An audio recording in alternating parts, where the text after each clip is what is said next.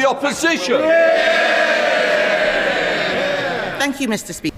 Can the Prime Minister tell us why his government is the first government in history to float increasing income tax rates only to then U-turn on it all after the actual budget? I'll inform you the budget's actually next week rather than after the budget. It's only got 1 week to go. But I can tell her it'll be a Labour budget, Mr. Speaker, with Labour values. That means we will concentrate on cutting NHS waiting lists, cutting debt and cutting the cost of living. Mr. Speaker, so can he confirm today that he won't break another promise by freezing income tax thresholds? Mr. Speaker, the budget is 1 week today and we will lay out our plans.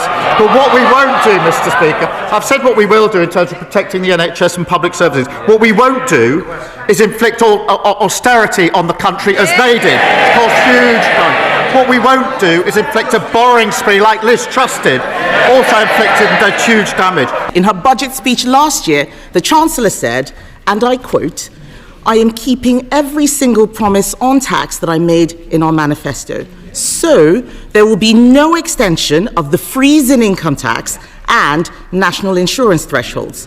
Why was freezing thresholds a breach of the manifesto last year, but it isn't this year? Mr. Speaker, every week she comes along and speculates and distorts. Last year, Mr. Speaker, last year they predicted recession. And what did we get? The fastest growing economy in the G7 in the first half of the year. They opposed NHS investment, and what do we get? 5 million extra appointments in the first year of a Labour government. They tried growing the economy with millions on NHS waiting lists, with our schools crumbling and holes in our road. It didn't work. What do they want to do now? Go back to the same failed experiment.